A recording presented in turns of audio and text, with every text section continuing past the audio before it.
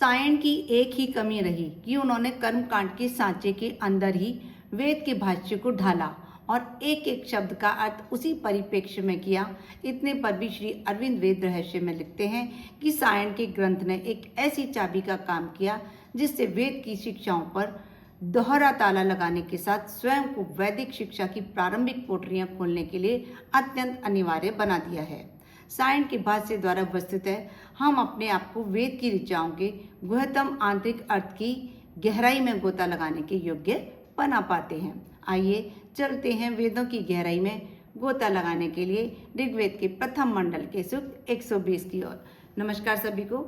यदि आपने अभी तक पारस बुद्धि चैनल को सब्सक्राइब नहीं किया है और आपको लगता है कि वेदों का ज्ञान हम सभी भारतीयों को मालूम होना चाहिए, हमें इसमें डूबना चाहिए, तो इस चैनल को अवश्य सब्सक्राइब कीजिए, साथ ही बेल आइकन भी दबाइए ताकि रोज आने वाली वीडियो आपको जल्दी से जल्दी मिलते रहे, क्योंकि मैं रोज एक सूक्त डालती हूँ।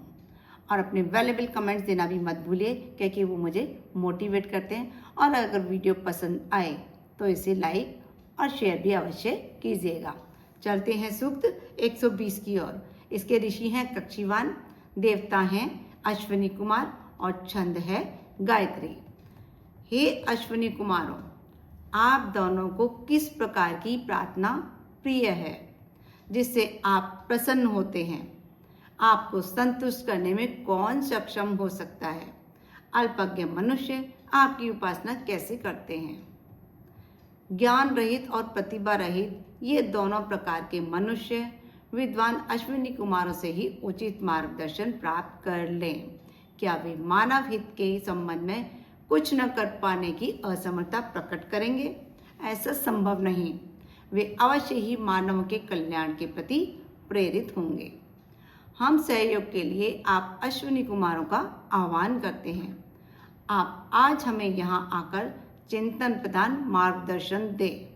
आप दोनों के प्रति मित्रता के इच्छुक ये मनुष्य हवि समर्पित करते हुए आपकी अर्चना करते हैं।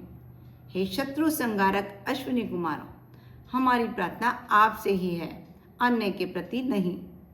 अद्भुत शक्ति के उत्पादक आदर पूर्वक दिए गए इस सौम रस को आप दोनों ग्रहण करें तथा हमें जिम्मेदारी पूर्ण कार्यों को वहन करने की सामर्थ्य प्रदान करें।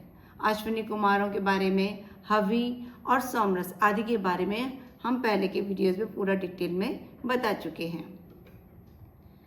घोषा के पुत्र भृगु ऋषि तथा ज्ञान संपन्न एवं अन्न के इच्छुक पत्रकुल में उत्पन्न अंगिरा ऋषि जिस प्रकार की स्तुति रूप वाणी का प्रयोग आप दोनों के प्रति करते रहे, वैसी ही प्रस्तुतिकरण की विद्या हमारी वाणी में भी आए। यहाँ घोषा के बारे में बताया गया है कि ऋग्वेद में घोषा एक मुख्य महिला ऋषि और दार्शनिक थी, जो ऋषि कक्षीवान की पुत्री थी। उन्होंने अश्विनी कुमारों की स्तुति करते हुए ऋग्वेद के 10वें मंडल के 2 सूक्तों की रचना की, जिसमें उन्होंने शारीरिक और मानसिक स्वास्थ्य, दीर्घायु और गृहस्थ जीवन की कामना की। बचपन में त्वचा रोग से पीड़ित होने के कारण उन्हें अविवाहित रहना पड़ा। उन्होंने अश्विनी कुमार से अपनी बीमारी दूर करने और आरोग्यता प्रदान करने के लिए प्रार्थना की। अश्विनी कुमारों की कृपा से उन्हें आरोग्यता और यौवन प्राप्त हुआ और उनका विवाह संपन्न हुआ। घोषा का जीवन और उनके मंत्र आत्मविश्वास और स्त्री शक्ति का प्रतीक है, जो दर्शाते हैं कि स्त्री जीवन के हर क्षेत्र में पूर्ण अधिकार रखती है। घोषा को ब्रह्मवादिनी भी कहा जाता था, जिसका अर्थ है ब्राह्मण की वक्ता या उद्घोषिका। उन्हें मंत्रों में पारंगत होने के कारण मंत्र विद्या भी कहा जाता था। उन्होंने इस उद्देश्यपूर्ण आध्यात्मिक जीवन को बहुत ही शालीनता से जिया। हे कल्याण के स्वामी अश्विनी कुमारों, प्रगति की इच्छा से प्रेरित ऋषि का यह गायत्री छंद का स्रोत आप दोनों ने श्रवण किया।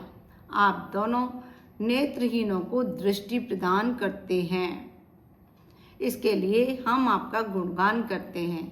हमारा भी मनोरथ पूर्ण करें।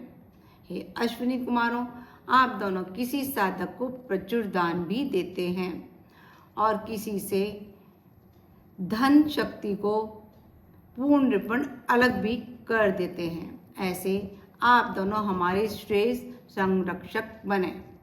दुष्कर्मी तथा भेड़ियों के समान क्रोधी शत्रुओं से हमें बचाएं। किसी भी प्रकार के शत्रुओं से हमारा पराभव न हो। अपने दूध से भरण पोषण करने वाली गौएं बछड़ों से अलग होकर हमारे घरों का कभी त्याग न करें, अर्थात हमारे घर दुग्ध आदि पोषक रसों से सदैव परिपूर्ण बने रहें। आपसे सहयोग पाने के इच्छुक हम लोग मित्रों के भरण पोषण के लिए प्रचुर धन संपदा चाहते हैं। अतएव शक्ति से संपन्न धन और गोधन से भरपूर अन्न हमें प्रदान करें। सैन्य शक्ति से संपन्न अश्विनी कुमारों से अश्वों के बिना चलने वाले इस रथ को हमने प्राप्त किया है। इससे हम प्रचुर यश प्राप्ति की अभिलाषा रखते हैं। बिना अश्व शक्ति के मंत्र या संकल्प शक्ति से चलने वाले ज्ञान की उपलब्धि का संकेत यहाँ पर मिलता है। यह सुखदायक रथ धनों से परिपूर्ण है। अश्विनी कुमार सोमपान के लिए याज्ञिक जनों के समीप इसी में सवार होकर जाते हैं। यह रथ हमें यशस्विता प्रदान करने वाला हो। असमर्थों को भोजन प्रदान करने तक की उदारता न रखने वाले धनवानों को और आलस से प्रमाद में पड़े रहने वाले व्यक्तियों को देखकर हमें बहुत खेद होता है, क्योंकि शीघ्र ही उनका विनाश सुनिश्चित है। ये हुआ सूक्त 120। अब नेक्स्ट वीडियो में हम मिलते हैं सूक्त 121 के साथ। नमस्कार सभी को। खुश रहें, स्वस्थ रहें, मस्त रहें।